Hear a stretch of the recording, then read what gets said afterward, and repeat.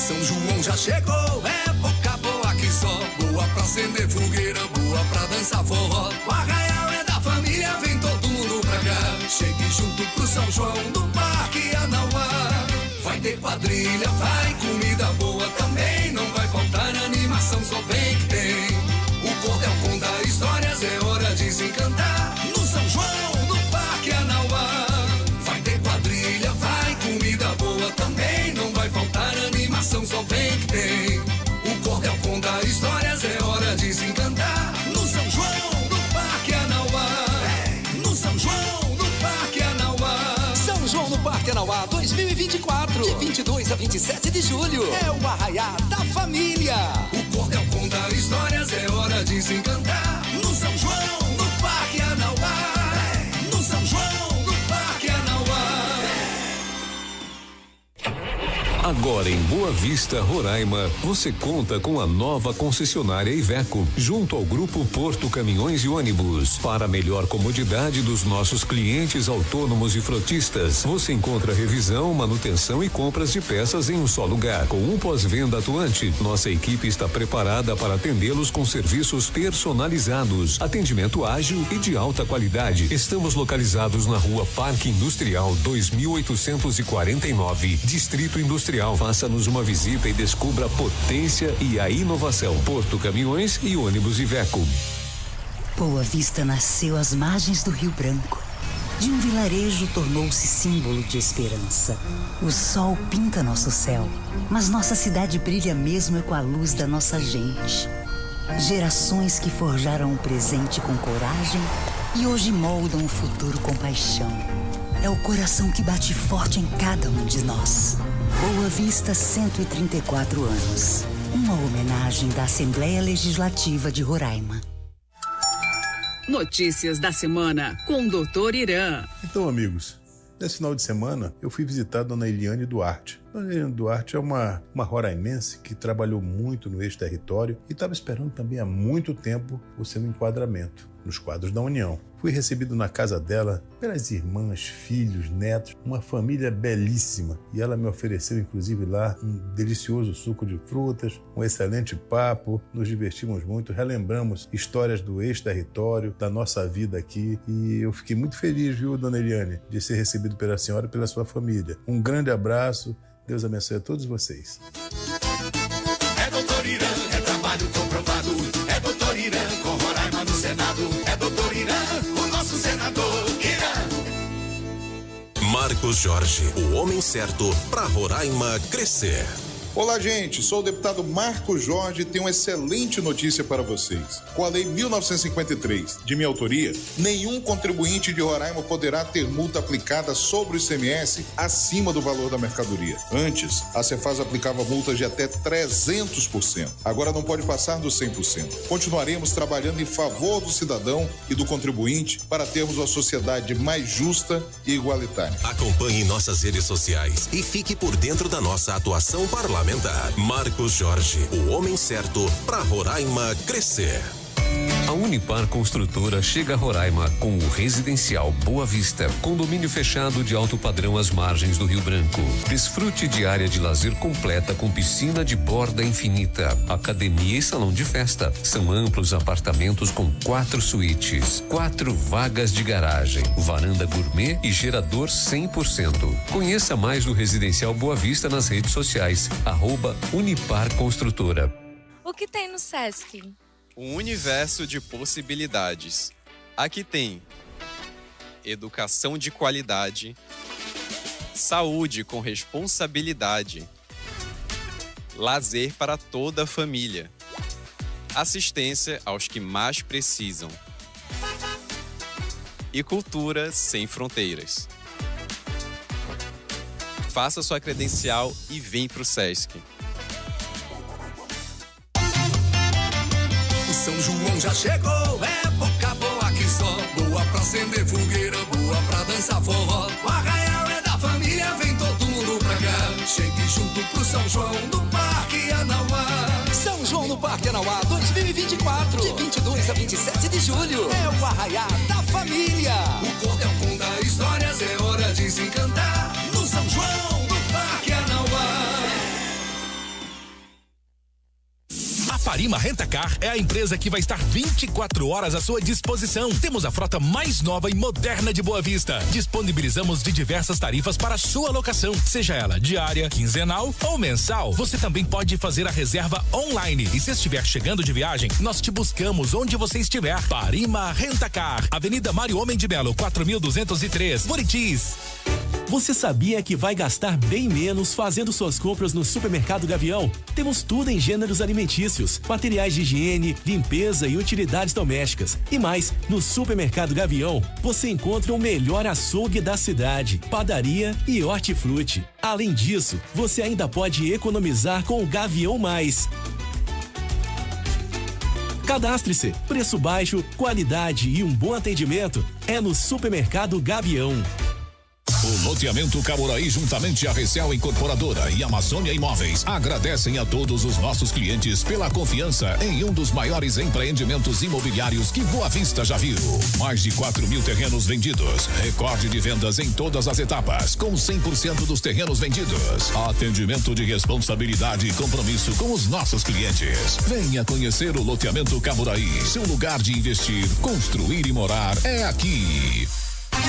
Jorge Everton em ação. Todos os dias eu trabalho por um estado de Roraima que seja melhor para todos. Eu faço política visitando cada município, cada vicinal, ouvindo de perto as pessoas e construindo ações que levam à qualidade de vida. No orçamento de 2023, destinei quase 5 milhões em emendas parlamentares para os municípios de Iracema e São João da Baliza. Recursos que devem garantir aquisição de medicamentos, insumos médicos hospitalares para atender unidades de saúde, construção de alojamentos em Vila Olímpica, construção de uma praça em bairros do município de Iracema, aquisição de viatura, coletes à prova de bala e aparelhos de choque para atender a Guarda Municipal de São João da Baliza. Ou seja, são recursos que melhoram a vida da população do nosso estado. Eu tenho feito isso a cada ano, destinando emenda para municípios diferentes, buscando esse atendimento geral do estado. Afinal de contas, nós fomos eleitos para representar o povo e a sociedade do estado de Roraima. Jorge Everton em ação. Folha FM. 20 anos falando com Roraima. As novidades da sua rádio preferida. No Insta, acesse @Rádio Folha BV. O melhor conteúdo. Programa Quem é Quem? Um oferecimento. Loteamento Gaburaí. Assembleia Legislativa de Roraima. Parima Rent-A-Car. Deputado estadual Jorge Everton. Deputado estadual Marcos Jorge. Supermercado Gavião. Iveco Porto. Hospital Vini Roy. Sesc Roraima. Senador Irã Gonçalves. Governo de Roraima. Residencial Boa Vista. Viva em sintonia com o mundo. Na Folha FM. Quem é quem? Entrevistas num bate-papo descontraído com personalidades locais. Além da boa música na Folha FM. Quem é quem? Apresentação Cida Lacerda. Boa tarde, estamos entrando no ar com o seu Quem é Quem aqui na Folha FM. No programa de hoje eu tenho a honra de receber aqui no estúdio professor pós-doutor Maurício Zouen, ele que é pesquisador, gente, e vem falar sobre um trabalho que foi reconhecido por parte da Organização das Nações Unidas para a Educação, a Ciência e a Cultura. Tudo made in Roraima. Quem está levando o nome de Roraima a esse patamar é esse jovem professor, que foi meu professor na Universidade Federal de Roraima, que muito nos honra aí ao hoje dividir seu conhecimento conosco e com os nossos ouvintes. Boa tarde, professor Maurício. Boa tarde, Cida, gostei do jovem aí, valeu. Valeu, aí ó, todo jovem. Boa tarde a todos os ouvintes aqui da Rádio Folha, do seu programa, o prazer e a honra é toda minha. Agora, eu tô tão feliz de te trazer aqui, porque o que você conseguiu não é para qualquer um, professor Maurício. Roraima hoje tem essa visibilidade mundial em termos de pesquisa. Somos vários pesquisadores na Universidade Federal de Roraima, tenho muitos colegas também que têm trabalhos reconhecidos, mas eu fico feliz porque sou um roraimado, né? Cheguei aqui com 10 anos de idade e tanto a terra quanto o povo me receberam tão bem e acho que é uma prova de amor também que eu tento demonstrar, né, para todos, para todas, retribuição. Acho que a palavra certa é essa. Agora, conta pra gente que trabalho foi esse que teve esse reconhecimento, como foi essa pesquisa e no que ela vai impactar o dia a dia da humanidade? Olha, bom, para mim te explicar, eu vou ter que começar quando eu fiz o meu bacharelado. Eu fiz minha graduação em comunicação, né? Bacharel em comunicação, e o meu trabalho de conclusão de curso eu utilizei a palavra índio nas manchetes e títulos de matérias do jornal impresso, que seria a Folha, né? E um outro na época. E aí, desse trabalho surgiu a oportunidade de entender como que aquela palavra se relacionava com outras palavras que estavam antes ou depois, e juntando essas palavras numa frase, dá um sentido.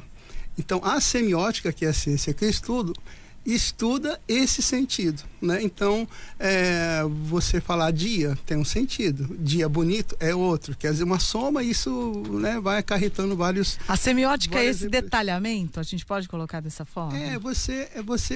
Por exemplo, se eu chego e falo assim, olha, qual é o sentido que tem a Amazônia para você? Para você é um, para mim é outro, para um indígena é outro, para um garimpeiro é outro sentido. Agora existe um porquê desse sentido. Por que que essa palavra Amazônia causa isso na mente de alguém? Então é esse causar que nós estudamos, né? Então isso é valorizar o indivíduo, assim como valorizar a sociedade, porque você tem um imaginário coletivo, né, que a gente chama, que também é passível de ser estudado. Então a semiótica basicamente estuda esse sentido que essas linguagens, né? Linguagem que eu digo é audiovisual, visual, sonora, né? Ou até a própria percepção olfativa. Um exemplo, você está passeando na rua, na Jaime Brasil, por exemplo, e aí você sente aquele cheiro de comida que tem ali, o pessoal fazendo feijão. Aquele feijão, aquele cheiro, aquele odor, vai lembrar do feijão que a sua avó fazia quando você era pequeno. Não é igual, talvez nem tenha o mesmo odor, né, o mesmo cheiro, mas faz você lembrar daquilo. Então é uma linguagem olfativa. Então a gente dá esse sentido a você. E a gente estuda isso. É complexo, não é fácil. Profundo. Mas é algo que hoje está sendo muito utilizado em todas as áreas do conhecimento, né? Para você pensar, nós temos semioticistas que fazem consultoria para grandes empresas, grandes instituições. Não aparece o nome, né? Não aparece isso, mas por detrás de uma propaganda, por detrás de um produto de qualidade, geralmente tem um semioticista trabalhando. Orientando ali para a finalização desse produto. Então, aí, voltando na graduação, eu percebi assim, poxa, esse sentido na década de 80, né, era uma coisa. Aquela demarcação, Hashimu, né, aqueles fatos que aconteceram. Então, davam um sentido pensando comigo, cara, mas isso não é só jornalismo, tem que ter alguma coisa a mais além do que eu estava estudando semiótica. Já sei. Aí fui fazer o meu mestrado em psicologia, né? Aí fiz o mestrado em psicologia na Católica de Brasília. Depois que eu terminei o mestrado, aí, obviamente, os anos, né? Mas, enfim, depois que eu terminei o mestrado, aí eu pensei, cara, não é só uma questão psicológica, não é só uma questão de percepção, de tempo, não. Isso aí é uma coisa histórica, né? Isso aqui hoje é consequência, né? Então, quero saber qual foi a causa. Aí eu fui fazer meu doutorado em História, né? Na Federal do Rio de Janeiro.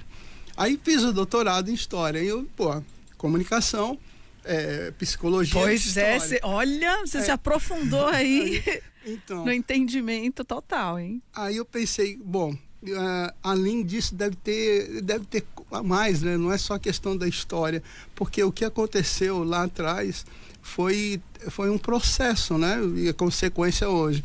Isso é muito complexo.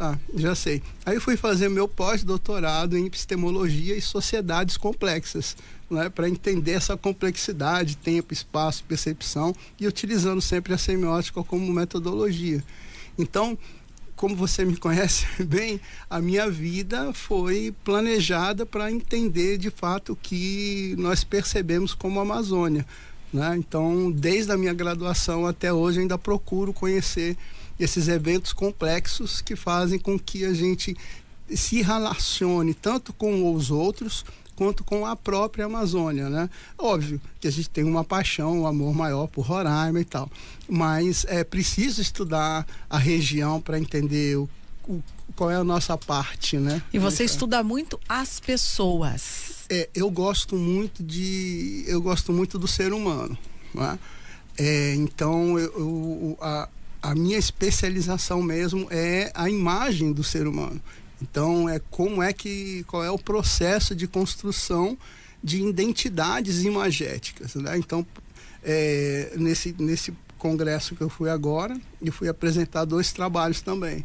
Um era a construção da identidade imagética da Amazônia, ou seja, como as imagens construíram uma identidade para a Amazônia, né? Isso do século XVII até o final do século XX, começo do século XXI.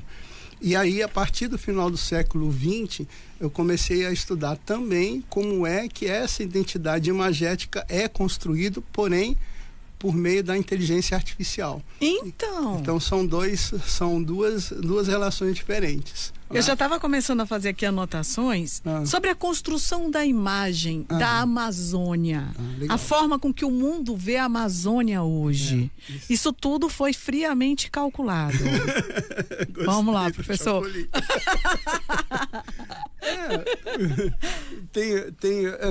Então, veja só.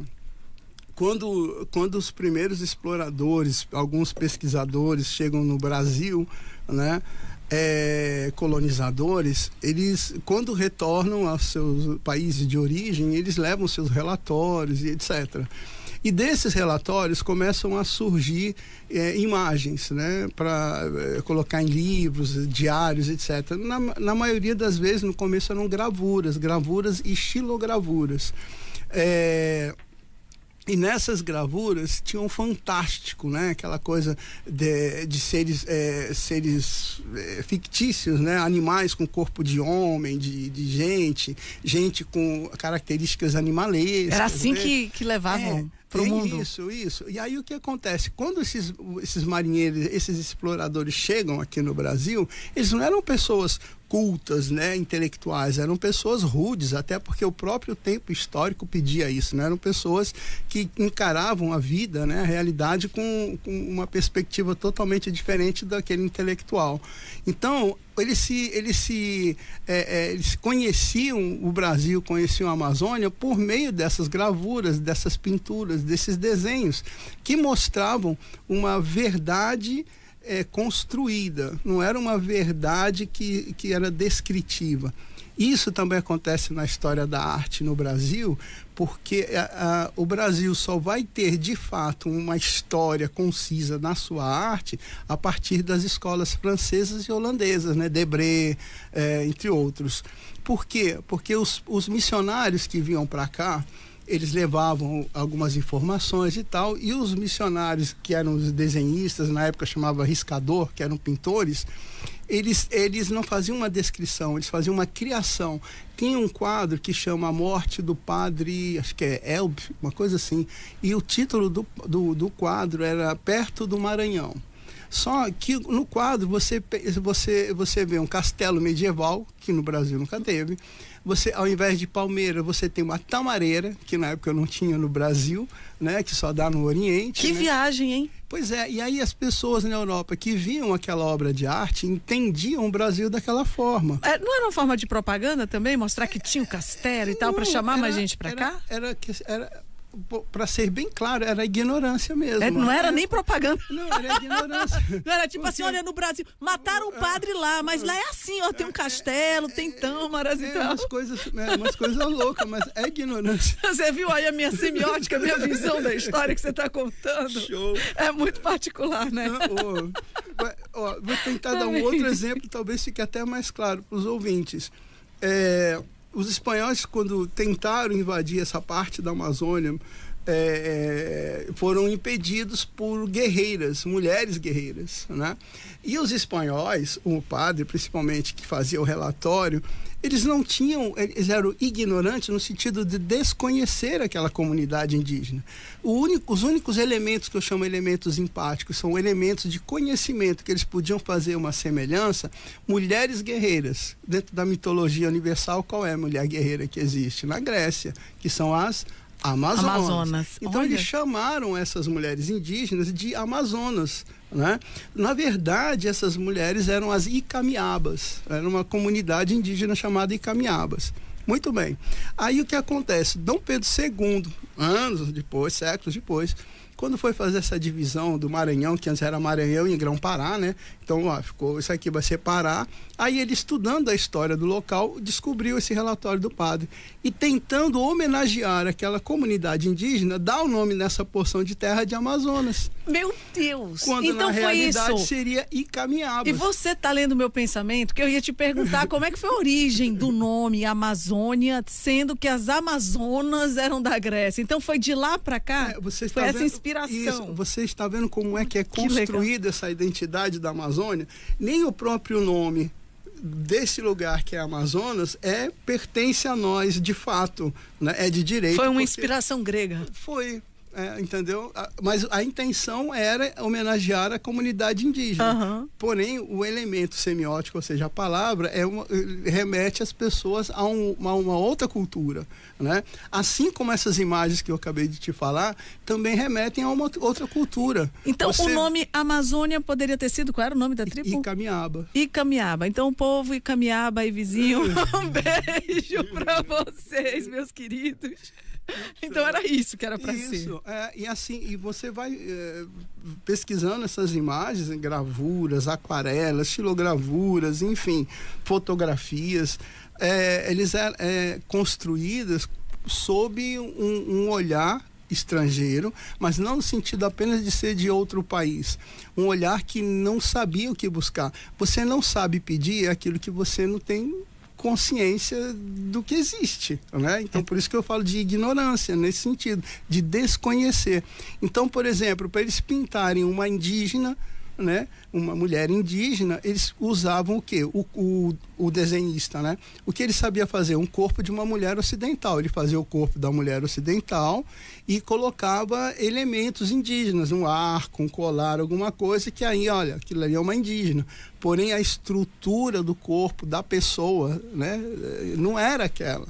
Então, dentro de toda essa perspectiva de representar o corpo humano do Amazônida, né, a representação de fato era de um corpo ocidental, né? E aí os elementos, os artefatos, as pinturas, isso é que dava a característica de ser indígena.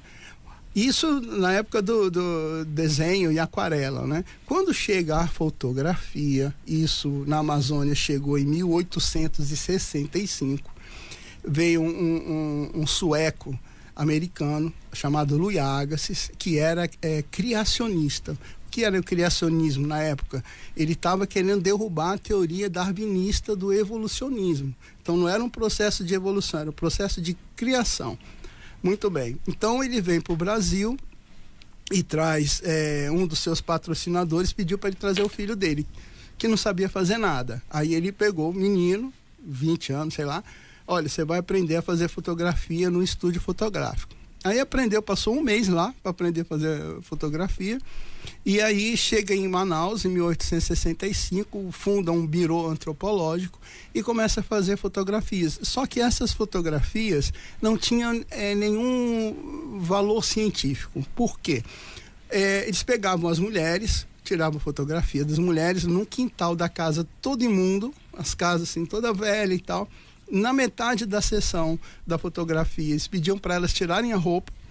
Aí tem muitas fotos que a roupa tá jogada no chão, meu Deus, e tal, né? Produção, literalmente, eles faziam uma produção. Sim. Da imagem que eles queriam vender. Exato. A ideia era mostrar o ser humano, etc.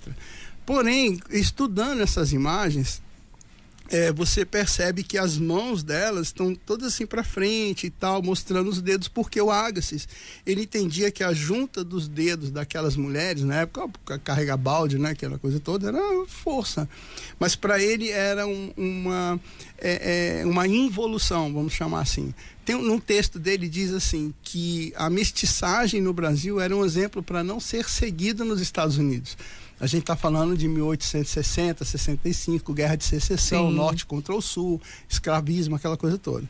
Então ele diz que era um exemplo para não ser seguido, porque a mestiçagem no Brasil era o exemplo da prostituição da raça humana. Olha só, então olha a profundidade do que o professor Maurício está falando para gente, que esse cidadão veio para cá para tentar impedir que a humanidade se misturasse. Nos Estados Unidos, nessa época, os Estados Unidos estavam em guerra, os brancos contra os negros.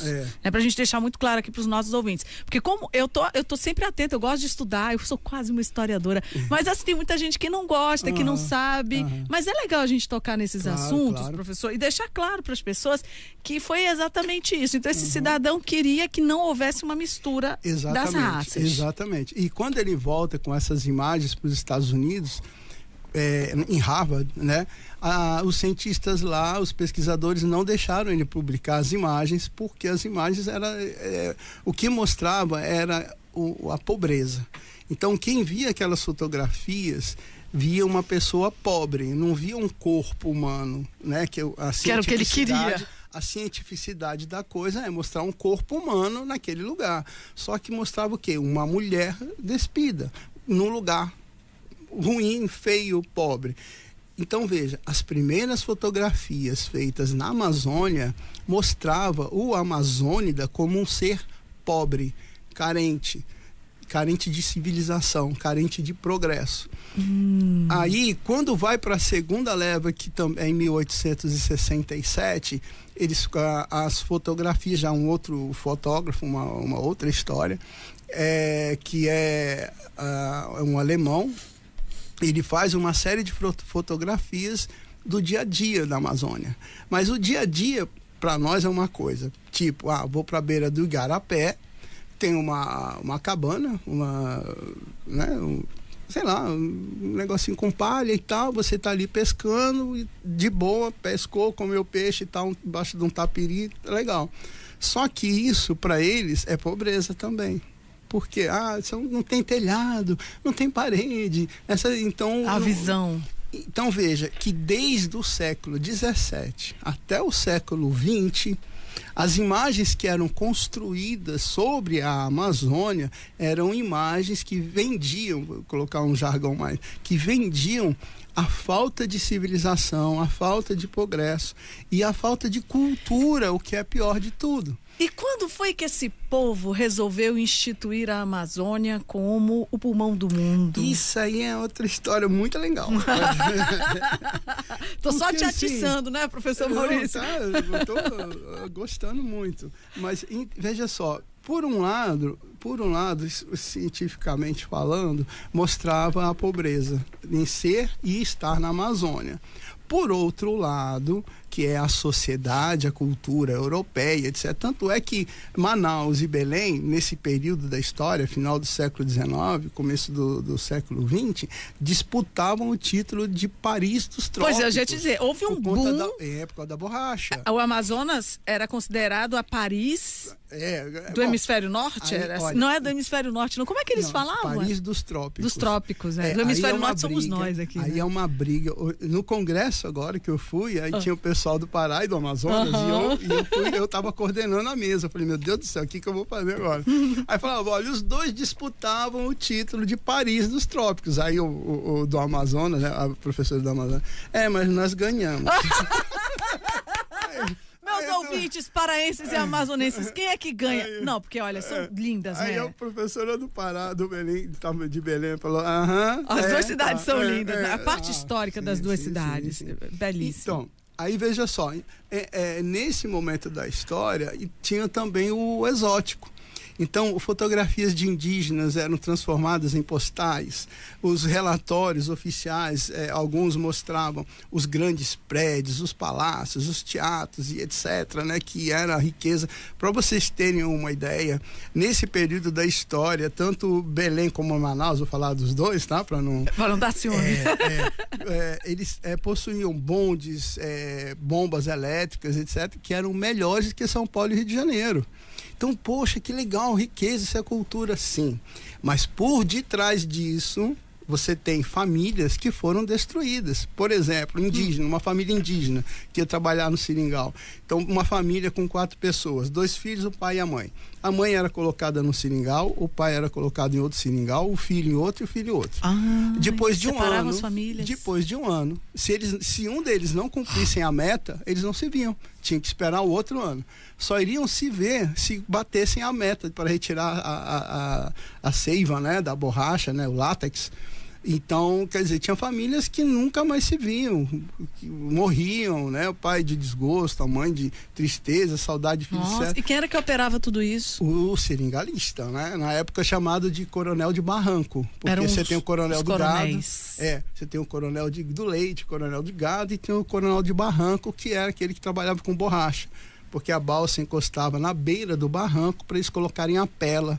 Pela é aquela bola de borracha, né? Colocavam a pela ali e aí vendiam. Então veja que nós temos, então, bem pertinente a sua pergunta, 2 formas de ver a Amazônia, que foram construídas para se ver a Amazônia. Uma, a pobreza, a falta de civilização, e a outra, o exótico. Né? Aquela coisa do índio ter que ser preservado ali, ninguém pode mexer, né? Da natureza, o pulmão verde, etc. Aí entra a questão da semiótica, né? Veja que essas histórias todas vão construir um símbolo para a Amazônia, ou símbolos, mas que são construídos por pessoas que vêm de fora e por pessoas daqui que vão cultuar esse símbolo porque tem interesses ou políticos ou econômicos, enfim, né?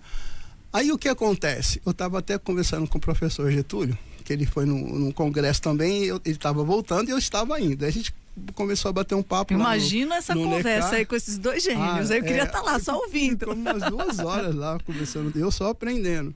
E aí ele falou uma coisa interessante, que é da falta, que nós na Amazônia não produzimos um excedente econômico. Aí eu peguei essa ideia e falei, poxa, da mesma maneira que a gente não produz esse excedente econômico, nós também não produzimos um excedente simbólico. Nós consumimos os símbolos que nos são impostos, como tipo o pulmão da Amazônia, não pode mexer, não pode isso, naquilo outro, né? E também consumimos esse símbolo do exótico, né? Que é aquela coisa do, como é bonito e etc. Não. Aí, a falta desse excedente significa que nós não produzimos símbolos ainda. Os nossos símbolos, eles não são consumidos por outros. Então, você tem jornalistas, você tem pesquisadores, você tem economistas, advogados, etc., que podem e têm a capacidade profissional e intelectual de produção desses signos. Porém, o que acontece? Não só na Amazônia, mas como no Brasil, quando alguém começa a se destacar, quando alguém começa a produzir esse símbolo, por exemplo, você é o grande jornalista, vai, ganha um prêmio, vai, divulga o estado, faz isso, tá levantando, né? Sim. Então, por isso que você está aqui hoje, que você levantou o nome de Roraima lá longe, viu? Então, mas aí o que acontece? Nós brasileiros, nós temos isso aí, depois até eu vou te mandar uma entrevista, que se eu ouvir um jornalista antigo já, que entrevistou, estava numa entrega do Prêmio Nobel, entrevistou 3 prêmios Nobel, estavam na mesa dele, e eles perguntaram para o jornalista, você sabe por que o Brasil não tem Prêmio Nobel? Na América Latina tem, nos Estados Unidos tem, e o Brasil não tem? Por quê? Aí ele ficou naquela, então, fiz algumas sugestões, aí os caras ficaram com vergonha e não falaram. Aí depois de um esquisinho, o cara falou, olha, vocês não têm porque o brasileiro é um destruidor de heróis. Ele não consegue encarar um herói seu. Então, quer dizer, você pode ser o melhor, mas seja o melhor em outra área, não na minha. Quando você começa a crescer, vem alguém lá e puxa o seu tapete. E o pior disso tudo é quando alguém faz daquilo que você é bom, o pior. Tipo, o fato de você não entender o que é uma entrevista, por exemplo, pegar a sua área. O fato das pessoas não entenderem o que é ser um bom apresentador. E você é uma excelente apresentadora. Ai, obrigada, professor. Aí você chega... Aí a pessoa chega e fala, mas a Cida é muito alegre, não pode ser uma entrevistadora desse jeito, ela sorri muito, não pode, você está entendendo? E é isso que é o teu diferencial, é você fazer uma entrevista alegre, é você estar sorrindo para o teu entrevistado, você criar essa intimidade, então transformar naquilo que você é melhor, no pior. Então, a história da Amazônia, a história de nós amazônidas, a gente, cada vez mais, nós vamos nos podando das nossas verdadeiras riquezas, que não é apenas o pulmão do mundo, mas para mim, enquanto pesquisador, para mim, Maurício, enquanto cidadão, o melhor que nós temos na Amazônia são as pessoas. Qual é a maior vocação da Amazônia, na sua opinião, professor Maurício? A maior vocação. Vamos fazer assim? Parece um negocinho. Vou fazer uma pausa, vou pro intervalo. Então, bom. Gente, eu tô recebendo hoje aqui no meu programa professor Maurício Zouen. Ele que é PhD, meu povo. Depois ele vai contar aí como é que é essa vida de pesquisador, viu? Que vem aqui falar sobre essa experiência maravilhosa. Levou o nome de Roraima para o mundo. Ele recebeu aí uma homenagem por conta de uma pesquisa, que ele vai falar desse evento também. Mas tudo isso daqui a pouquinho, logo após o intervalo.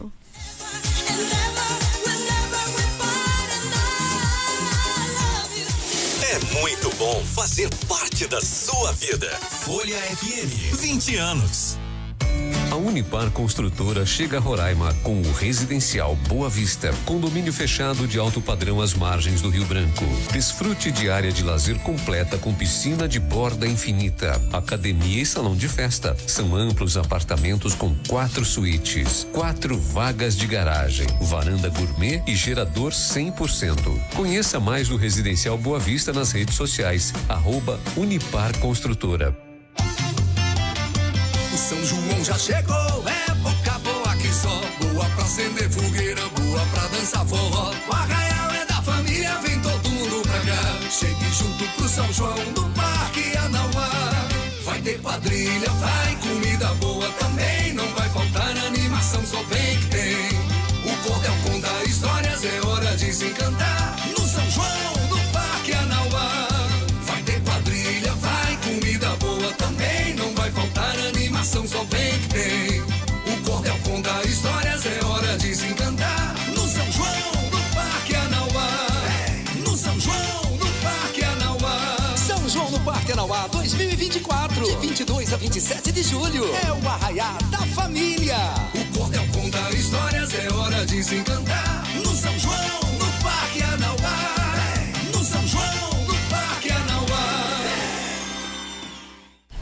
Boa Vista nasceu às margens do Rio Branco. De um vilarejo tornou-se símbolo de esperança. O sol pinta nosso céu, mas nossa cidade brilha mesmo com a luz da nossa gente. Gerações que forjaram o presente com coragem e hoje moldam o futuro com paixão. É o coração que bate forte em cada um de nós. Boa Vista, 134 anos. Uma homenagem da Assembleia Legislativa de Roraima.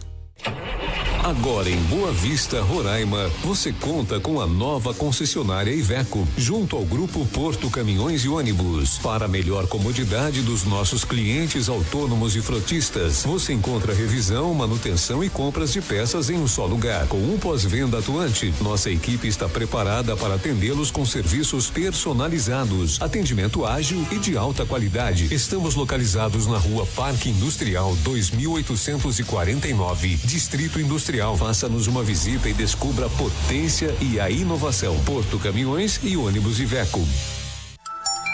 Notícias da semana com o Dr. Irã. Então, amigos, nesse final de semana eu fui visitar a dona Eliane Duarte. Dona Eliane Duarte é uma roraimense que trabalhou muito no ex-território e estava esperando também há muito tempo o seu enquadramento nos quadros da União. Fui recebido na casa dela pelas irmãs, filhos, netos, uma família belíssima. E ela me ofereceu, inclusive, lá um delicioso suco de frutas, um excelente papo. Nos divertimos muito, relembramos histórias do ex-território, da nossa vida aqui. E eu fiquei muito feliz, viu, dona Eliane, de ser recebido pela senhora e pela sua família. Um grande abraço. Deus abençoe a todos vocês. Doutor Irã, é trabalho comprovado. É Doutor Irã, com Roraima no Senado. É Doutor Irã, o nosso senador. Irã. Marcos Jorge, o homem certo para Roraima crescer. Olá, gente. Sou o deputado Marcos Jorge e tenho uma excelente notícia para vocês. Com a Lei 1953, de minha autoria, nenhum contribuinte de Roraima poderá ter multa aplicada sobre o ICMS acima do valor da mercadoria. Antes, a Cefaz aplicava multas de até 300%. Agora não pode passar dos 100%. Continuaremos trabalhando em favor do cidadão e do contribuinte para termos uma sociedade mais justa e igualitária. Acompanhe nossas redes sociais e fique por dentro da nossa atuação parlamentar. Marcos Jorge, o homem certo para Roraima crescer. O que tem no Sesc? Um universo de possibilidades.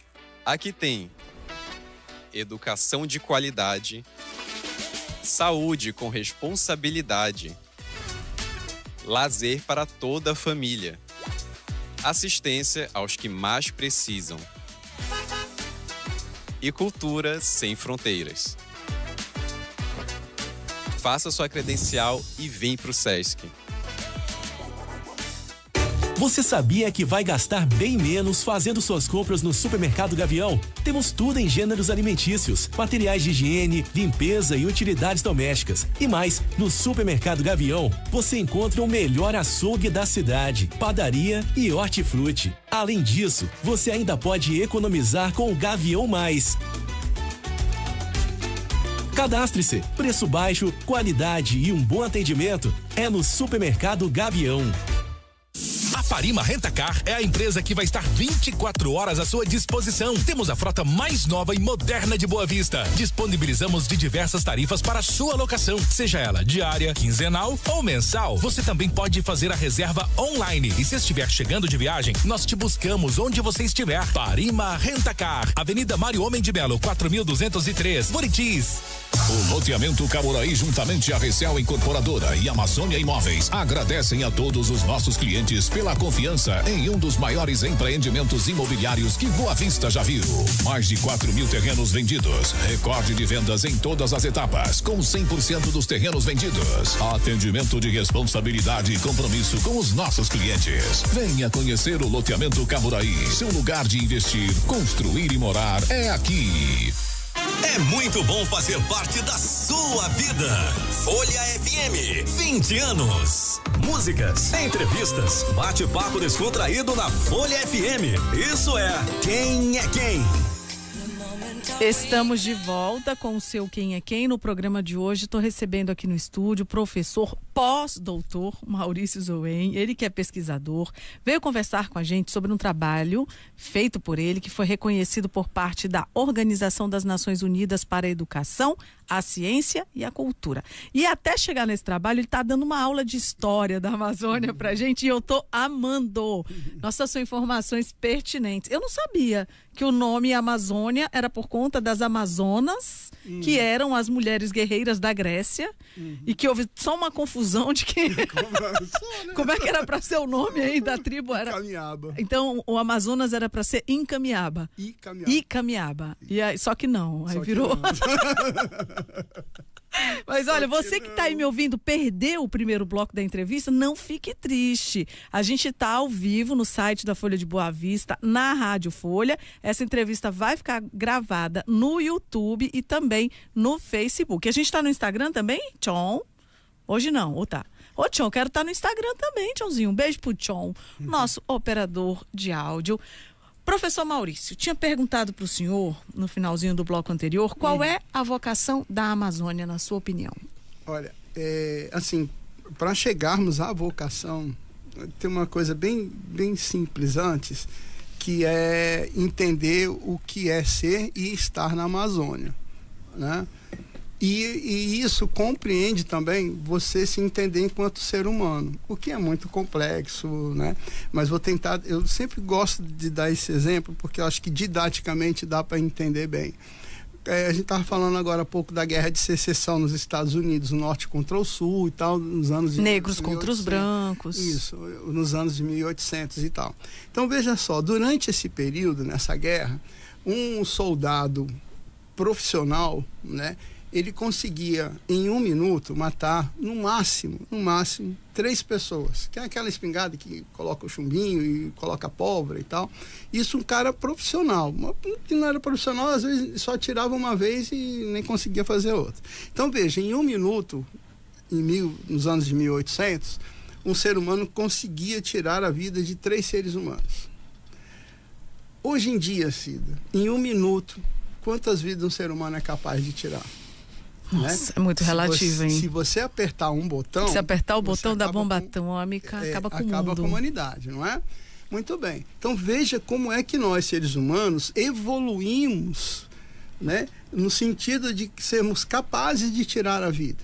Mas aí nós temos Alzheimer, nós temos Parkinson, nós temos câncer, que nós não evoluímos. Pois é. Tanto, por quê, né? hein, professor? Então veja só, ser humano é latente, é natural nosso sermos capazes muito mais de destruir do que criar e preservar.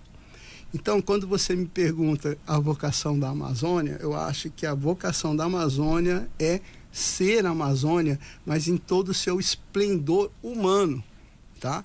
O que significa isso? É aprendermos uns com os outros. Não é porque é indígena, não é porque é garimpeiro, não é porque é fazendeiro. Eu acho que temos que aprender. Acho que Davi fala sempre isso, o Krenak, né, filósofos amazônidas, né, pensadores, pesquisadores. E eu acredito do fundo do coração que a ciência é esse elo, que a pesquisa séria é esse elo, né? Porque quando você pratica a pesquisa, quando você de fato vive a ciência, você encara o outro como uma parte sua, uma parte que você é responsável também. Será que a cura do câncer não está aí no meio da Amazônia e ninguém se dispôs a encontrar? Olha, parece loucura, mas acho que tem cura para quase tudo. Pois é, eu peguei essa reflexão aí do que você falou. Mas o quanto de tempo que a humanidade perde em tentar acabar com os inimigos, podendo aproveitar esse tempo para salvar mais vidas. Então, essa palavra inimigo, ela é forte porque não é o contrário, né? Não é o diferente. Nós somos o contrário pode existir em perfeita harmonia. Sim. Né? Eu sou um contrário ao que você está falando. Tudo bem, mas respeita, enfim. E para nós, pesquisadores, cientistas, quanto mais nos apontam erros, quanto mais nos apontam, olha, não é por aí o caminho, melhor para nós. Então nós vivemos disso, de sermos criticados. Para nós não é uma coisa ruim, pelo contrário, a gente consegue crescer com isso. Agora, você ser inimigo é outra coisa. Pois é, mas as guerras são entre inimigos, e inimigos de oportunidades.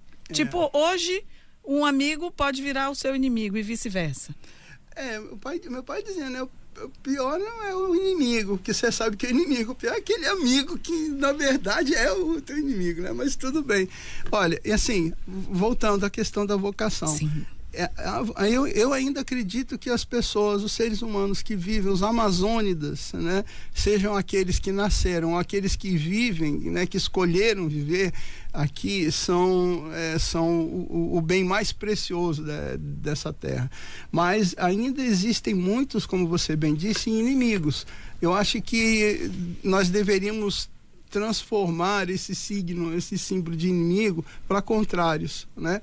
Pensar assim, olha, eu sou contrário a isso, tudo bem, então vamos por meio do diálogo ou por meio da ciência, chegarmos a um acordo, o que é melhor, né? O que é melhor para a terra mesmo, o que é melhor para você enquanto economista, o que é melhor para você enquanto dentista, sabe? Agora, essas coisas. Foi você que me instigou agora a fazer essas perguntas, eu vou bem longe agora. Vamos lá. Entre os adversários, eu ia falar inimigos, mas não são inimigos, né? Enfim, o mundo hoje tem interesses, né? Tem a China gigantesca, unida aí com a Rússia, que tem um pé agora aqui na América através da Venezuela. Aí a gente tem a América, aí tem os outros países aliados, aí tem o mundo socialista, o mundo comunista, o mundo de centro, que agora teve essa confusão lá na França, que não foi a esquerda que ganhou totalmente, mas também não foi a direita, aí o presidente se considera de centro. Tá uma loucura esse mundo político, né? O mundo do mundo político, tá louco. E aí eu fico pensando, e como é que tá a Amazônia no meio de todos eles? Quais são os interesses de cada um em relação à Amazônia? Dos Estados Unidos sempre houve uma nitidez dos interesses dos Estados Unidos com a gente. Não tá claro para mim os interesses da Rússia, da China, os interesses da França talvez sejam os mesmos americanos, não sei. Então, professor, agora eu lhe apertei aqui. Não, tá tranquilo. Veja, os interesses, eles continuam basicamente os mesmos daqueles que eu acabei de falar, de mostrar uma imagem do Brasil contra o terceiro mundo, da Amazônia, um lugar inóspito a ser explorado com tecnologias que nós brasileiros não dispomos, na visão deles. Isso. Não, mas de fato, olha, veja só, nós aqui no Brasil, pesquisadores e cientistas, muitos vão embora daqui porque não tem condições de trabalho aqui. Condições de trabalho, eu não estou falando de salário também, mas não só de salário, de tecnologia para trabalhar. Para fazer as pesquisas. E o que nós fazemos? Nós exportamos matéria-prima, porque nós não temos tecnologia para transformar. Para beneficiar. Isso, né? E essa matéria-prima não é só madeira, né? Não, são seres humanos, são pessoas, são pesquisadores, né? Com capacidade. E tem uma cultura que ainda, veja só, parece que muda o semblante, né? Mas não muda a roupa. Nós ainda, fazendo uma brincadeira séria, nós ainda disputamos para quem é o Paris dos trópicos. Você está entendendo? O que é de fora parece que é melhor. Você faz, poxa, olha aquele, dentro da nossa área da academia, o cara fez o doutorado lá nos Estados Unidos. Tá, legal, fez. O outro fez doutorado na UFRJ. Tu estás entendendo? É uma questão de valorização do que é nosso. E se eu, que estou aqui, que nós aqui, que somos piabas em frente a aqueles tucunarés imensos, né, que tem por aí, se nós não conseguimos nos valorizar, não vão ser eles. Então, ainda para mim, ainda é interessante para países, entre aspas, do primeiro mundo, entenderem o Brasil como terceiro mundo e entenderem a Amazônia como o pulmão do mundo. Uma reserva do mundo. Uma reserva, um lugar inóspito que tem que ser explorado, mas com alta tecnologia. Como eles não têm, a gente pode emprestar a nossa. Aí a presença das ONGs dentro. E aí vai embora, né? Então, assim, veja, eu não sou contrário a quem quer fazer uma coisa boa. Não, pode ser de onde for, não interessa. O que interessa é que essa coisa boa sirva de fato para nós aqui, né? Agora, eu estou lembrando aqui dessa conversa que a gente está tendo, da história do cupuaçu ter sido patenteado pelos japoneses. Olha aí. Né? Só que foi cancelada a patente, estou vendo aqui, dei um Google agora, acabou sendo cancelada, mas enfim, foram eles que tomaram a iniciativa e patentearam o cupuaçu. E a borracha? Que foi pirateada para a Inglaterra, para a Índia depois. Veja que a história se repete e ela só se repete porque nós que estamos aqui deixamos que ela se repita. Você está entendendo? Eu acho que o âmago da questão é essa. Da mesma forma que nós não produzimos excedente econômico, que nós não produzimos um excedente simbólico, nós também não tomamos conta e nutrimos aquilo que nós temos aqui como nosso. Né? Então, aquele unha de gato, aquela, né? Como eu falei, a borracha, agora aí o cupuaçu, tem óleos que estão, colegas, pesquisadores da universidade que estão trabalhando com óleo acho que é de, né? Acho que é, Copaíba, não? Não é minha área, mas eu sei que eles estão fazendo. Estão trabalhando, mas que bom que estão. Então, a gente tenta trabalhar hoje, por conta das universidades que estão chegando aqui no norte, né? Desses pensadores, de pesquisadores que estão trabalhando com a nossa realidade, com a nossa natureza. Então, aos poucos, a gente está tentando construir, né, uma Amazônia que se valorize, que comece a produzir, de fato, aquilo que as pessoas merecem ver e precisam ver, né?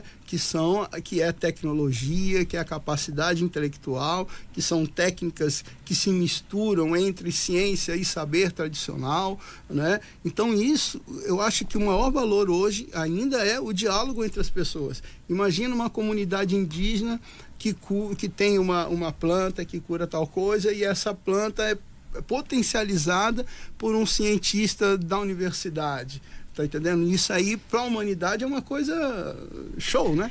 Aí eu estava também pensando, até comentei contigo no intervalo comercial, que muito falam da preservação da Amazônia, né? Das queimadas, enfim, da degradação da natureza, melhor dizendo. E aí estão trazendo agora os cruzeiros, que são grandes poluidores para a Amazônia. Estão chegando lá, né? Vários navios.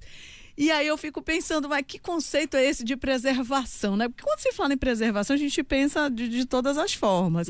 E os cruzeiros são muito poluentes. Esses dias estava lendo uma matéria... E as pessoas dentro deles também. Então, e quando chegam... Tem cidades do mundo que estão proibindo as entradas desses navios gigantescos, que são verdadeiras cidades flutuantes. Tem lugares do norte e nordeste que você não pode entrar com seu carro, que você só... É um número limitado de pessoas para entrar em praias, etc. Então, Cida, eu volto na mesma tecla, a bater na mesma tecla. Isso só acontece... porque nós deixamos que aconteça, né?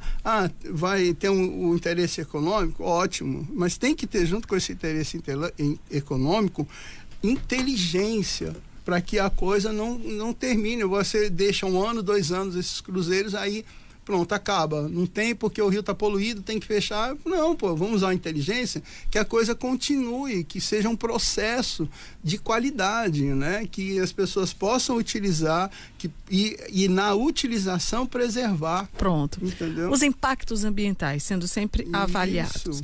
Agora, professor Maurício, fala da premiação que o senhor foi agora buscar, me conta aí tudo. Então, nós temos um núcleo de pesquisa semiótica na Universidade Federal de Roraima, que esse ano completa 21 anos, né?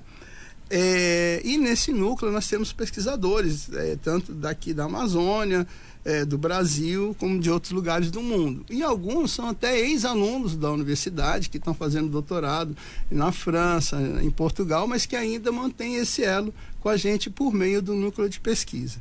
E aí, para espanto da gente, o presidente da Federação Latino-Americana de Semiótica nos convidou para fazer parte do comitê científico do evento. Falei, cara, de onde esse cara me conhece? Aí aquela primeira pergunta, de onde esse cara me conhece? Ele não me conhece, né? Graças a Deus, ele conhece o meu trabalho, então é o meu trabalho que me apresentou. Então, poxa, fiquei feliz, estava super satisfeito já de você ser convidado para fazer avaliação de trabalhos de colegas de outros mundos, né? Vou colocar assim. E aí começou a vir projeto para você avaliar, né? Foram mais de 450, vou arredondar para 500, tá? Foram 500 trabalhos. O que são 500 trabalhos? São 500 resultados de pesquisa que foram transformados em artigos para que você avaliasse para fazer parte do congresso. Então, poxa, são 500 pesquisas, são 500 resultados de pesquisa. Fiquei super feliz com isso. E alguns projetos, né, foram de 2 anos, 3 anos, 10 anos até, né, que o resultado está sendo mostrado agora. E tem projetos, né, que são 2, 3, 4 pesquisadores que trabalham juntos. Então, foram 500 trabalhos, mais 750 pesquisadores que fizeram parte do congresso. Cara, já estava assim, nas nuvens. Aí, o presidente chega e fala assim, olha, nós temos 4 universidades, né, que vão fazer parte do comitê eleitoral. Então, vão ser, acho que uma do México... A outra eu me esqueci de onde é. Um é da USP e o outro é da Universidade Federal de Roraima. Eu falei, hã? Olha! Então vamos lá, né? Poxa, é legal colocar no mundo inteiro, comitê eleitoral, né? Então tem no Brasil 2 universidades, USP e UFRR. Olha, que honra, né? Hein? Legal pra caramba. Aí, tá... Coloquei 2 trabalhos, um trabalho meu, individual, e outro trabalho meu e de uma aluna que está trabalhando comigo, né? Da Yasmin Trindade, que, assim, eu gosto, você sabe, eu gosto sempre de estar incentivando meus alunos e tal. E aí, fiz a apresentação do trabalho, fizemos a apresentação do outro trabalho, e aí o comitê organizador pediu para que a gente fizesse um painel da Amazônia. Falei, pô, legal, vamos fazer. Quem é que vai, né? Não, você. Falei, que legal, poxa, não. Vai. É comigo. Manda bala. É comigo a bronca. Vamos aí. E aí me deram esse prazer, essa honra de coordenar esse painel junto com outras universidades, né? Do Amazonas, do Pará, do Acre. Esse evento foi em São Paulo? Isso, na USP. Na USP. E aí... aí que eu entendi o porquê deles me colocarem ali para coordenar, que em 10 anos de congresso, seu 10º congresso, em 10 anos de congresso, nunca houve um painel de uma região. Era sempre assim, por exemplo, a comunicação, um painel sobre comunicação na fronteira, um painel sobre semiótica na medicina. Então, era sempre painéis sobre a ciência. Então, foi a primeira vez que colocaram um painel sobre a Amazônia, né? Porque eles perceberam que existia a semiótica, a comunicação na Amazônia, e queriam entender isso. O mundo estava querendo entender como é que nós estávamos trabalhando essa produção simbólica, essa produção de signos na Amazônia. Como é que nós nos representávamos, não só o olhar deles externo, a ideia que se tem, queriam saber como era. E aí eu tive esse prazer de coordenar o painel, né, com esses trabalhos. Tivemos trabalhos do Acre, de Rondônia, do Amazonas, enfim, muito legal. Do Amazonas foi do boi, né, e do Acre, que me chamou a atenção, né, porque é muito colorido, aquela coisa toda, mas do Acre foi muito interessante, que foi do Milton, que eu ajudei no pós-doc dele, né, eu fiz a supervisão do pós-doutorado dele, e ele trabalhou com monstros, né, então... monstros na Amazônia, que são aqueles monstros que aparecem nos mapas antigos, aqueles monstros que aparecem nas gravuras que eu estava falando, né? Mas eles não existem não, né, professor? Não. Quer dizer, né? Enfim, e aí nós fizemos essa coordenação do painel. Aí falei dos trabalhos que a gente desenvolve na Amazônia como um todo, falei da Amazônia como um todo, depois falei obviamente sobre Roraima, né? Falei dos trabalhos que fazem aqui na universidade, a professora Sandra com jornalismo, falei um pouco do trabalho que a Loredana faz em Manaus, no Amazonas, enfim, eu estudei mais de um mês da Amazônia para poder falar dela como um todo. E aí no último dia do congresso, eu já estava assim exausto, né? Eu passei aqui um dia ontem, então eu estava com a cabeça assim, porque a mente, né, superaqueceu. E aí a nova presidente, né, a professora Clotilde, que é da USP, que foi eleita a presidente do congresso, aí ela falou, olha, eu preciso falar com você, passa lá na sala antes de terminar o congresso. Então nós passamos o último dia conversando a manhã inteira, em parte da tarde, falando sobre a Amazônia, projetos e etc. Aí ela chamou, peraí, só um minutinho, aí chamou o professor Alberto Kimikari, que ele é o representante da cátedra da Unesco no Brasil. Só existe ele no Brasil, né? O cara que é o representante. Aí começamos a conversar, ele e a professora Clotilde, e aí ela falou, então vamos, resumindo a história, então hoje nós temos o núcleo de pesquisa semiótica, que é a sede aqui em Roraima, mas nós construímos uma rede de pesquisa semiótica na Amazônia, tá? Essa rede de pesquisa, hoje ela é filiada à Federação Latino-Americana de Semiótica, é a primeira rede de pesquisa que a gente, né, que tem no Brasil. E por conta dos meus trabalhos que eu tenho com comunidades, né, que a gente vai sempre para interior, fazemos cursos, inclusive com o Dudu, do Sindicato de Radialistas. Sim. Né? Hoje a gente montou uma rede das escolas no sul do estado para divulgar trabalho de alunos e de professores dentro da academia, assim, dentro das universidades, nessa rede. Então, por conta desse trabalho, aí o professor Alberto falou assim, olha, a partir de agora, você pode colocar a chancela da Unesco nos seus trabalhos. Não, gente, o tio Maurício, eu vou chamar ele de meu tio Maurício, foi meu professor, tá, gente? Ele mandou mensagem pra mim, eu tava viajando, ele disse, Cida, vou participar desse evento, quero ir no teu programa, falar que vai ser uma grande honra eu estar lá. Eu, combinado, professor. Aí ele volta, gente, com mais novidade na bagagem, porque isso não é pra qualquer um, professor. Pois é assim, a ficha só cai quando a Karen tá do meu lado, que ela fala assim... Caraca! Um beijo pra Karen Telles, linda. A Karen é que me mantém no solo.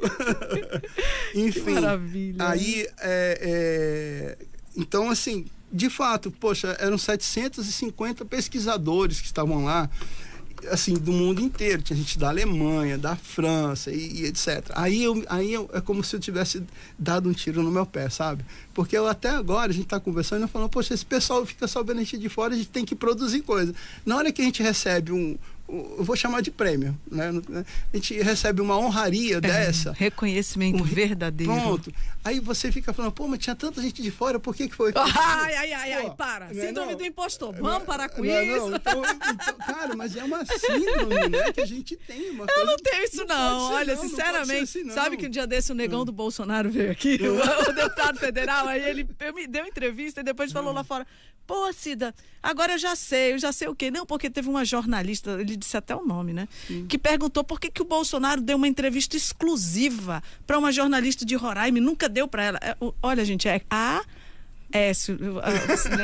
ela é da CNN. Bom, aí ele disse assim, olha, eu não sei por que ele não deu entrevista exclusiva para você, mas com certeza ele deu entrevista exclusiva para essa moça, porque ela tem algum diferencial. Aí quando ele veio aqui me dar entrevista, ele disse, agora eu já sei porque o Bolsonaro te deu entrevista e eu vou ter mais convicção por falar isso para ela, porque assim, a gente não pode ter essa sensação de ser menor ou inferior a ninguém, não, Maurício. Nós somos tops, somos tops. Estamos, graças a Deus, num lugar maravilhoso, que é Boa Vista, que é Roraima. Mas muitas vezes as pessoas não nos enxergam com o potencial que a gente tem e a gente começa a acreditar que a gente não tem o potencial porque as pessoas pensam isso da gente. Então vamos lá, meu povo, isso é pra você, meu ouvinte querido. Vá, bote sua autoestima lá em cima, você pode, você é maravilhoso, você é top das galáxias e não deixe ninguém pensar o contrário de você. Tá certo. É isso mesmo, mas professor Maurício. É porque assim, a gente é tanta porrada, né? De um lado e do outro. A gente estava conversando ali fora, né? A gente não tem... Eu não tenho, por exemplo, você não vai me ver saindo festas, essas coisas. É muito difícil, porque é de manhã, de tarde, de noite lendo. Mas você gosta disso, Maurício? Eu amo isso. Você gosta. Inclusive, Tiãozinho, põe meu break final no final do programa. A gente encerra e tu põe meus parceiros, manda um beijo para os meus parceiros, porque sem eles eu não estaria no ar. Mas eu vou emendar aqui esse bate-papo, porque vida de pesquisador não é fácil. Mas para você ser feliz, você tem que gostar do que faz, hein, professor Maurício? Olha, é isso e você ter uma família que te ama, entendeu? E que te dá apoio no que você faz, porque de fato não é fácil, é sacrifício. E assim, eu devo muito a minha vida a Karen, né? Que é minha esposa. Já são 30 anos de casados, 31, né? 31. 31. Ao Arthur, meu filho, aos meus pais, aos pais da Karen, meus irmãos. Quer dizer, a gente tem uma família que te abraçou, entendeu? E eu faço isso, primeiro, de fato, porque eu sinto muito amor por Roraima. Porque eu cresci aqui, eu nunca fui vítima de preconceito, pelo contrário, me ensinaram o que... Rapidinho. Pode contar. Quando eu cheguei aqui, em 74, aí meu pai me deu uma bicicleta e uma espingarda de ar comprimido. Naquela época a gente matava passarinho para comer mesmo. E aí eu não conhecia Boa Vista, e eu entendia que tinha muito nome de bairro que era nome de santo, né? Então, para mim, todos os bairros aqui tinham nome de santo. E aí chegou uns colegas e falaram, olha, vamos pegar passarinho, não sei o que, aonde? Lá em Santa Cecília. Eu falei, embora. Para mim, Santa Cecília era um bairro perto, né? E tome pedalar. E atravessa a ponte. Naquela época era longe, hein? Hoje é bem aqui. Naquela época era bem ali. Aí chegamos lá na Santa Cecília, isso era uma meio-dia e meio, por aí assim. Eu já estava brocado, como falar, morrendo de fome. E aí, estamos lá no meio daquela, pra mim, aquela mata fechada, selvagem, aquela coisa. Recém-chegado de São Paulo, 10 anos de idade. Tinha 10 aninhos, hein? Aí tudo fechado, aquela coisa toda. Aí um infeliz dos amigos lá, olha assim pro chão e fala, isso aqui é arrasto de onça. Ai, meu Deus do céu, gente, 10 anos de idade chegando em São Paulo. Onça. Aí na minha cabeça, na minha mente, eu imaginando onde é que eu ia tirar na onça que dava tempo para mim correr com uma espingarda de ar comprimido. Resumindo a história, teve uma hora que todo mundo com fome ali, né? Teve outro colega que grita, Tucumã, Tucumã. Pronto, agora vamos dar uma pausa. Eles foram me encontrar, era 4 horas da tarde em cima de uma árvore lá. Porque pra mim Tucumã era o nome da onça. E pra ti onça não sobe em árvore, Maurício Zoe. Um paulistinha chegando em Roraima. Na cabeça era o seguinte, na hora que ela ia subindo, eu tava em cima, já vou, né? Mas enfim. Tucumã era onça do Maurício. Pois Tucumã, vou te dar uma oncinha de presente com o nome de Tucumã. Me ensinaram o que era Tucumã, me ensinaram, enfim. Então, aí eu conversando com a Petita Brasil outro dia. Beijo pra essa maravilhosa. Aí ela contando que foi a Maria das Dores do Brasil que dizia isso, né? Você tem aqui em Roraima o roraimense, que é aquele que nasce aqui. Você tem o roraimeiro, que é aquele tipo uma romaria que passa por aqui. E você tem o roraimado, né? Que é aquele que se sente amado e te ama.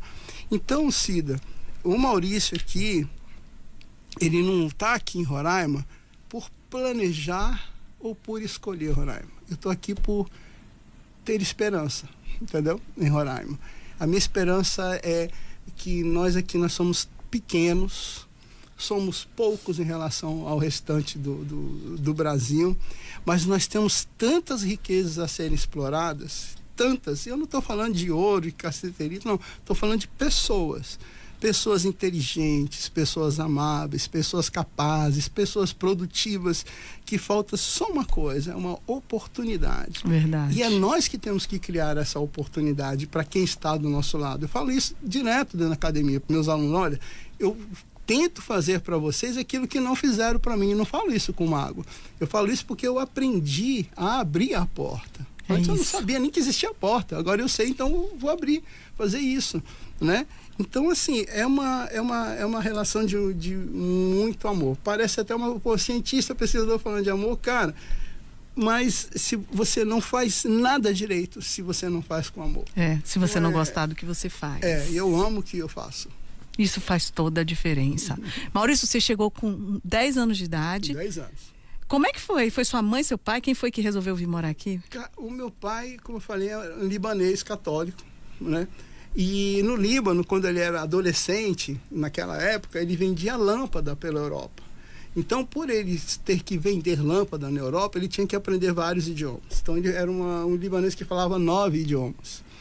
E quando ele veio para São Paulo, ele começou a trabalhar de garçom, depois de metrohotel, né? E num desses hotéis, trabalhou no Alton Palace e depois no São Rafael Hotel, em São Paulo. Quando ele estava no São Rafael, um dos donos da Varig, né, foi jantar lá e estava falando para um outro convidado dele, em alemão, falando da comida, né, que ele gostava muito daquele tipo de comida. Aí meu pai ouviu e respondeu para ele em alemão que hoje não tinha aquela comida naquele momento. Aí ele olhou para meu pai e falou com meu pai em francês, meu pai respondeu em francês. Aí ele falou em inglês, meu pai respondeu em inglês. Aí ele falou, olha, é o seguinte, eu tenho um hotel lá longe. Bem ali. Fronteira com a Venezuela e na época Guiana inglesa e tem francesa bem do lado, né? Que na época era a rede tropical de hotéis da Varig. Né? Aí você não quer ir para lá gerenciar? Meu pai voou. Hotel tropical, década de 70. Isso. A cara da riqueza. Eu não era nascida, tá, meu povo? Aí pronto, aí veio eu, meu pai, minha mãe, meu irmão, na época recém-nascido, e eu. E de lá pra cá... Nunca mais. Seu pai mora aqui ainda? Mora lá no Campo da Saudade. Ai, meu Deus, teu pai já falecido. Porque tu falou da tua família, da família da cara, eu pensando que teu pai ainda era vivo. Gente, eu cometo gafes também no Quem é Quem, tá, meu povo? Dentro. Desculpa. Não se preocupa. Mas ele tá aqui, de toda forma. Claro, sem dúvida, tá? No amor que a gente tem. E contribuiu muito com Roraima. Demais, assim, ele era uma pessoa bem querida, bem quista, E todo meu aniversário, o meu presente era um livro. Então, nunca foi. Você me mostrou uma foto aí da sua biblioteca, eu fiquei com inveja. Eu estava contando pro Maurício, que a gente se conhece há muitos anos, bens a Deus, hein, Maurício? Amém. E aí eu queria ser o que ele é hoje. Eu queria ter pós-doutorado. Desde a minha adolescência, sempre gostei muito de estudar, de ler.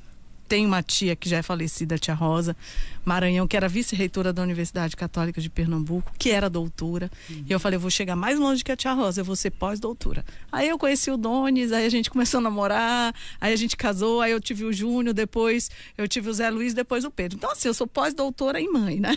Na maternidade.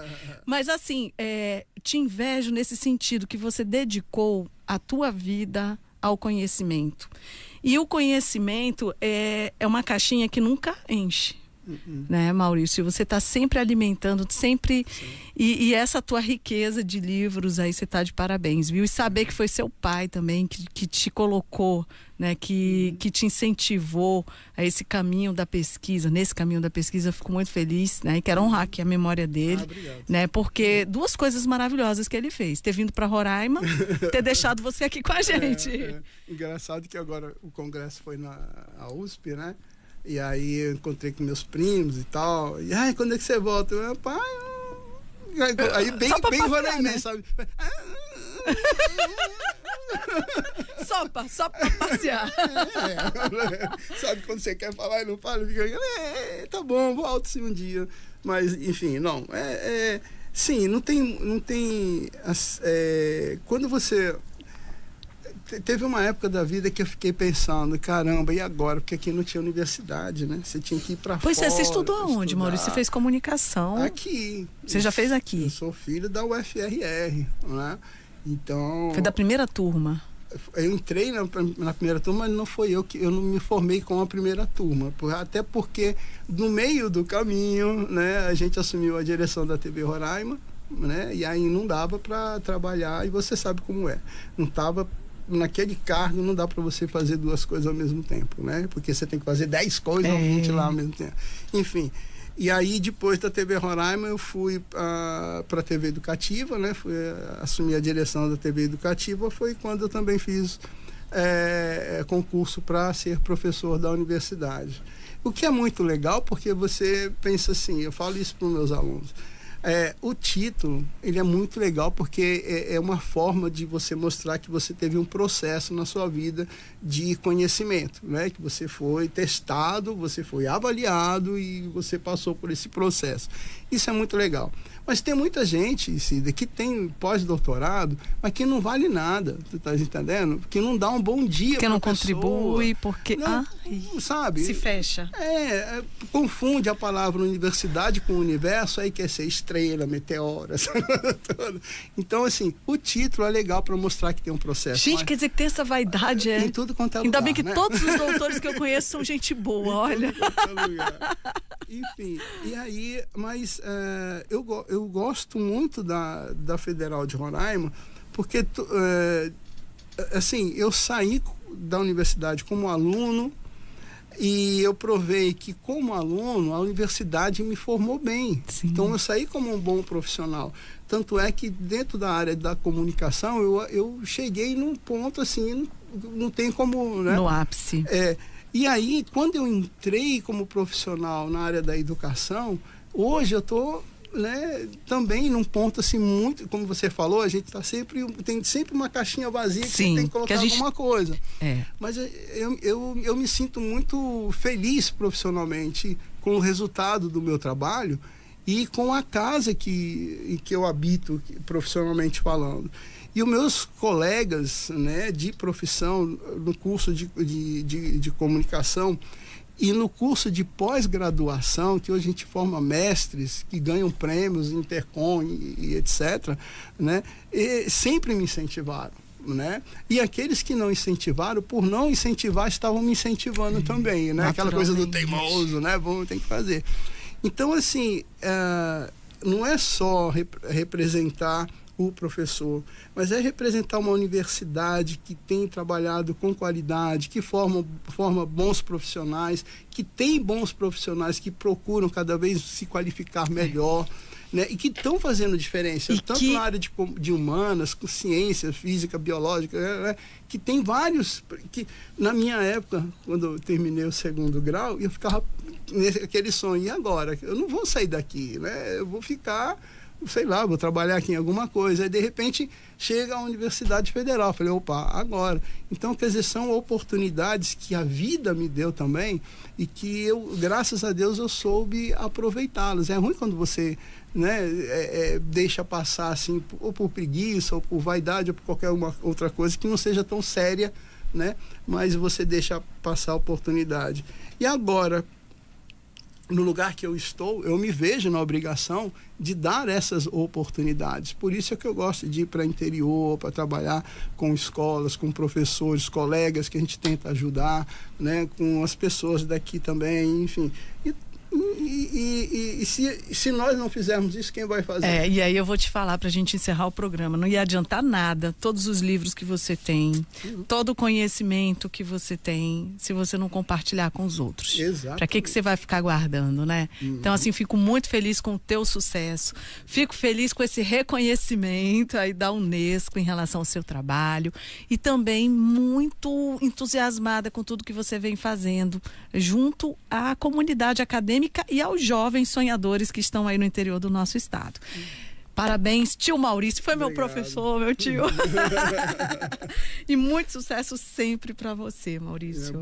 Obrigado, Cida. Assim, prazer maior é estar aqui com você, conversando profissionalmente, né? Assim, aluno e professor, mas agora é uma profissional, uma das melhores aqui que eu conheço. Né, me sinto muito honrado e feliz mesmo, não tem outra palavra, honra, felicidade, uma mistura muito legal de ter à minha frente uma PhD em mãe. Então eu sou pós-doutora, tá bom? Profissional aqui de PhD. Eu vou voltar a estudar, tá, tio Maurício? Os meninos estão crescendo. Olha aí, nós temos hoje um programa de pós-graduação em comunicação. Olha aí. Né? Então, mas gente, vai dar outro programa aqui. Mas esse mundo da comunicação de hoje está muito confuso, tio Maurício.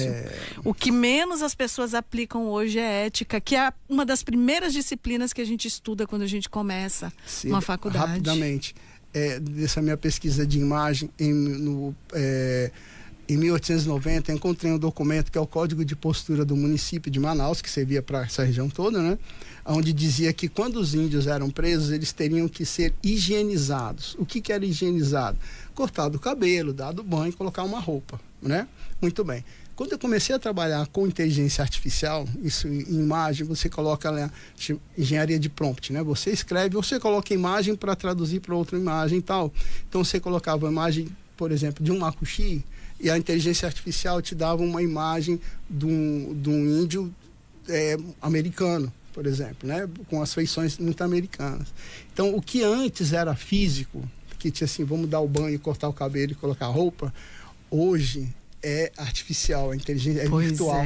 A higienização da imagem da Amazônia está sendo feita por meio das inteligências artificiais. E cadê a verdade? É muito perigoso. E cadê a ética? Sabe por que é perigoso? Porque os nossos jovens hoje não sabem escrever, eles não têm vocabulário para ensinar, ou seja, escrever, fazer a engenharia de prompt, para ensinar a inteligência artificial o que é a Amazônia. Então, um dos meus receios é a capacidade intelectual dos nossos adolescentes. Verdade. Saber escrever. Não se escreve, se digita, né? Não, e tudo em código. Em código não, né? Tudo abreviado. Vai dar outro programa, bora combinar? E eu quero mandar um beijo aqui, gente, pros meus ouvintes. Beijo pra Dona Maria Prado na Fazenda Riacho Doce, pro Jardel lá no Cantar, um beijo pro Didi lá no Apiaú, um beijo também pra Princesinha Júlia, que tá na nossa audiência, Madalena Aragão, sua linda. Olha, gente, o senador Irã hoje, ele tinha uma sessão especial falando do marco temporal. Johnzinho, acho que ele vai entrar com a gente aqui ao vivo, rapidinho, vou comer uns minutinhos do programa do Júnior Costa, que ele vai trazer aqui, ou melhor, ele ia trazer em primeira mão pra gente. Bom, então acho que vai ficar para amanhã, meu senador Irã, que ele disse assim, é agora, Cida? Aí a gente não conseguiu se comunicar. Oh, meu Deus, acho que vai ficar para amanhã as novidades aí que o senador Irã tem para nos dar. É isso, meu povo lindo, beijo também pro doutor Marcelo, oftalmologista, também está aqui curtindo o Quem é Quem. E eu vou deixar agora vocês com os meus parceiros do nosso programa, que eu não coloquei agora o último break, fiquei batendo papo com o tio Maurício. E aí, agora sim, a gente vai entrar a chamada comercial dos nossos super parceiros e a chamada de agradecimento do nosso programa. Então é isso, meu povo lindo. Um beijo no coração. E se Deus quiser... Peraí, John, que agora o senador Irã ligou? Não. Agora eu vou deixar o Irã, o senador querido, para amanhã. Beijo no coração e se Deus quiser, até amanhã. Programa ao vivo tem dessas coisas.